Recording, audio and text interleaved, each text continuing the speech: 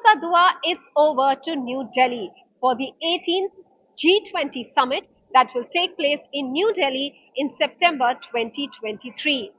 India will be holding 200 meetings over the course of the 1 year in 35 sectors across many cities.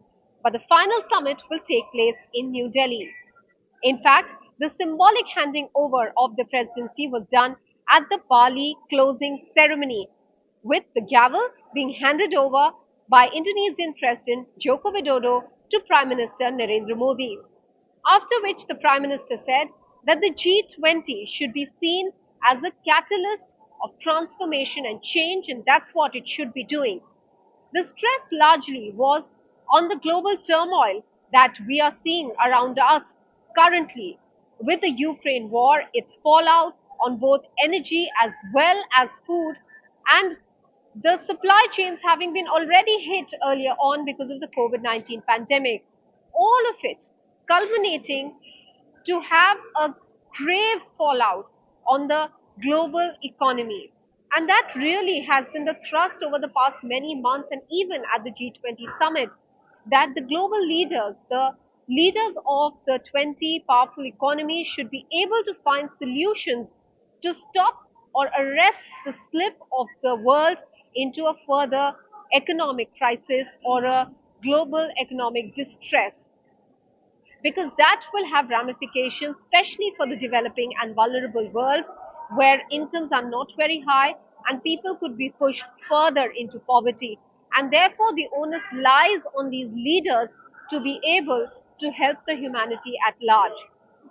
But apart from the global economic distress or crisis that we're looking at the moment, and the G20 leaders to mitigate that, there are other important aspects that India would like to stress on during its presidency. Let's start with the issue of digital transformation. Now, digital transformation is being seen across the world. However, there are about only 50 countries, for instance, I'm just giving you an example, that use the mode of digital payments. So the stress is really on bridging that digital divide, how the digital transformation should be used for the greater good of humanity, how it should be made accessible to the richer countries, and just like them to the poorer countries, the more vulnerable developing countries, which perhaps require digital access even more to overcome certain crises that they may be facing. For instance, another example, the example of how India was able to use digital technology for the purpose of tracking COVID cases, and especially for the purpose of vaccination. That example has been cited by the Prime Minister himself. So that is one aspect and one point that has been highlighted, that this is how technology can be used for the common man as well, and should be used for the common man.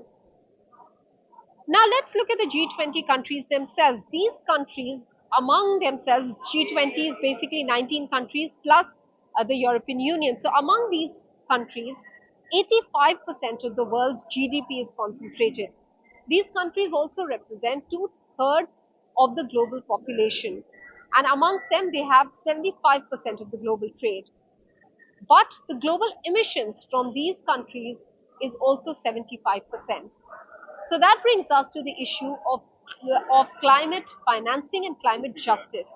Now, historically, it's the richer countries that are responsible for the emissions, of which we are seeing the fallouts now, with erratic weather conditions seen across many parts of the world, be it America, China, India.